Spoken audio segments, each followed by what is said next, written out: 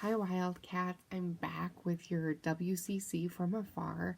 We have been practicing gratitude in our MBI topics all week, and so we're really going to dive deeper into what gratitude means and how you can apply it to your life. But first, we're going to say our Whittier character pledge.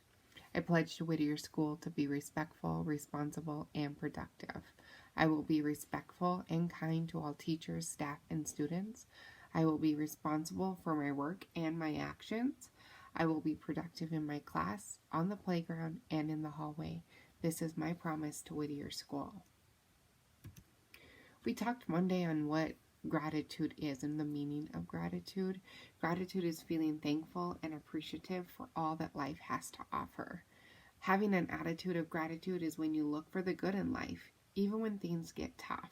And I would say that our situations are not ideal right now, and it can be very, very difficult to not be able to see your friends and to be at school every day. So having that attitude of gratitude can help you overcome these hard times. Research shows, education.com states that people who practice gratitude feel happier, they feel more joyful, enthusiastic, interested, determined, and strong. Gratitude practicers are also more likely to be kind and helpful to others. Think about the 3 things that you are grateful for and say them to yourself. I'm grateful for my family. I am grateful for music right now. It's really helping me get through these long days at home. And I am also grateful for technology and that I'm still able to connect with students and work from afar. Positive psychology states that there are lots of benefits of gratitude. It improves physical health. It improves your sleep. It improves psychological health. It increases empathy, reduces aggression. It creates more social connections, enhances self-esteem, and improves mental strength. That's a lot of benefits for having gratitude in your life. One way to establish school spirit is by showing gratitude for those who care about you and want to see you succeed. Your teachers, your principal, your friends, your parents, your siblings.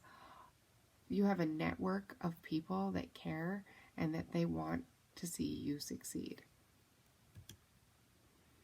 Now I'm going to read a little story that just brings out an example of gratitude. And while I read it, I just want you to think about it. It's published by The Tapping Solution and written by Nick Ortner. Today I have a short story for you. A blind boy sat on the steps of a building with a hat by his feet. He held up a sign which read, "I am blind, please help." There were only a few coins in the hat, spare change from folks that hurried past. A man was walking by. He took a few coins from his pocket and dropped them into the hat. He then took the sign, turned it around, and wrote some words. Then he put the sign back in the boy's hand so that everyone who walked by would see the new words. Soon the hat began to fill up. A lot more people were giving money to the blind boy. That afternoon, the man who had changed the sign returned to see how things were. The boy recognized his footsteps and asked, "Were you the one who changed my sign this morning? What did you write?" The man said, "I only wrote the truth. I said what you said, but in a different way. I wrote, 'Today is a beautiful day, but I can't see it.'" Both signs spoke the truth, but the first sign simply said the boy was blind, while the second sign conveyed to everyone walking by how grateful they should be that they were able to see.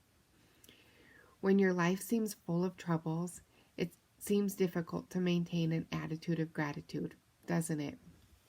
All we see are our problems, like a blackened storm cloud casting a dark shadow over our lives.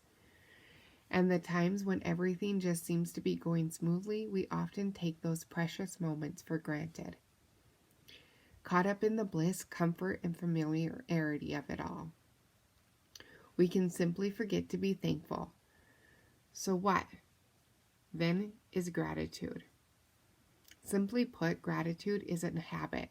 It's a way of looking at the world and all the good things in it with a feeling of appreciation. Regardless of whether or not your current situation is to your liking, and I would say it's not to our liking, we would love to be back in school with you all. Gratitude is a heart-centered approach to being at peace with yourself and with all you have. When you practice this feeling of gratitude, it attracts even more things into your life for which to be grateful for. Go ahead, try it right now. What or who do you have in your life to be thankful for? So some tips for practicing gratitude. So we've talked each day this week on what you can do to think about everything that you have to be grateful for. So if you want to continue on with that, which I would recommend that you do so, keep a journal and write down things that you're grateful for each day. Which would be your daily dose. When you get up in the morning, write down or say 5 things that you are grateful for before you start off your day. Model things. Since some of you are the older students, we look to you to be positive role models to our younger students. So making sure that you're modeling positive behavior from afar. Volunteer. That's another way to establish a sense of or have an attitude of gratitude. And right now, since we're social distancing, it's not recommended to volunteer, but you can still do things. We live in Montana. It snowed today, so you could go out and shovel one of your neighbor's sidewalks for them, or as the leaves start to fall, go out and rake leaves. Do something kind just for the sake of being kind. Thank you notes. Write a thank you note. Maybe you received a gift for Easter from someone. Make sure you sit down and write a nice thank you note, and it will it reminds you of why you were grateful for it. Find your gratitude. Always be on the lookout for things to be grateful for and express gratitude.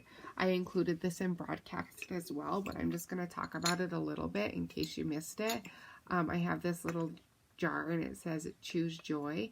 My son Lowen collects rocks, and so every rock that he gives me, I put it in this jar, but before I put it in, I write a little bit of something that I'm grateful for to capture the moment. And then when I'm having a hard day, I can pull out the rocks and read them and remember everything that I have to be grateful for. So find something that works for you. Show gratitude for our school, which is called enthusiastic loyalty. It helps create a sense of meaning and purpose. It helps establish a sense of pride for where you go to school.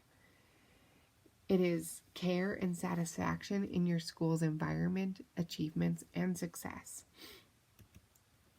Think about it. How can you give back to your school, to your classmates, to your community?